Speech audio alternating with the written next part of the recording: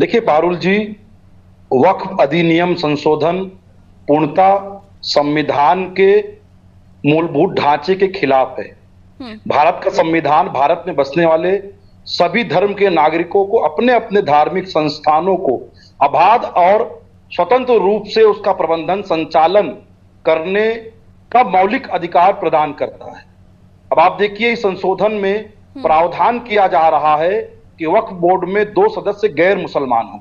मैं पूछना चाहता हूं कि भारत में किसी मंदिर के प्रबंधन कमेटी में या किसी गुरुद्वारा के प्रबंधन कमेटी में अनिवार्य रूप से सदस्य गैर सिख या गैर हिंदू होंगे, ऐसा कोई कानून है? नहीं है। क्यों ये किया जा रहा है? क्योंकि भाजपा की ये जमीन लूटो और हड़पो योजना है। और केवल वक्फ बोर्ड संशोधन ही नहीं, उत्तर प्रदेश सरकार नजूल कानून भी इसी लिए ला रही, क्योंकि इन्होंने चंद भूमाफियाओं और बिल्डरों से सौदेबाजी कर ली है। ये जमीनों को लूटकर उनके हवाले करना चाहते हैं।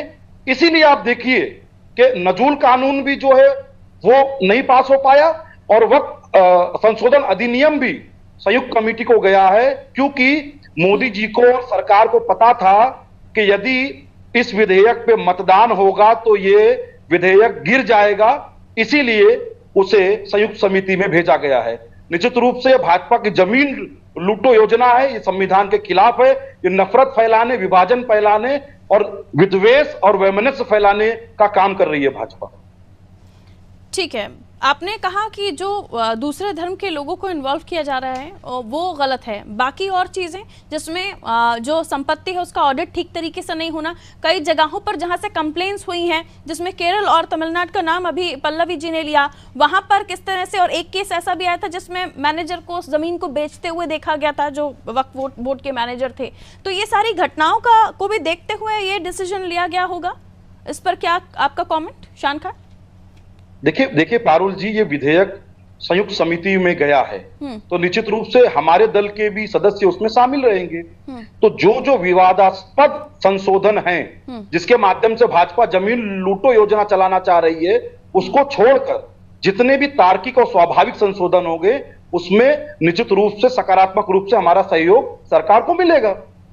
आप क्या मानते हैं, किसी और धर्म के अगर लोगों को वक्फ बोर्ड में या कमेटी में शामिल किया जाता है तो वो कुछ ऐसा करेंगे जिससे जो वक्फ की जमीन है उनको लूटा जा सकेगा? ये जो लॉजिक है ये मुझे नहीं मिल रहा है कहीं पे। किस तरीके से आप कह रहे हैं कि जमीन को लूटने का काम किया जाएगा? जो वक्फ बोर्ड की जमीनें हैं वो तो है ही, बस ये है कि जहां आपने जो जमीन अपनी बता रहे हैं उसका आपको रिकॉर्ड डिटेल्स देना पड़ेंगी। इसमें गलत क्या है? आपके पास अगर कुछ है आपको डिटेल देना पड़ेगी, मेरे पास कुछ है मेरे को डिटेल देना पड़ेगी। जो चीज है उसको थोड़ा बदला जा रहा है। जी पारुल जी, संविधान के खिलाफ है।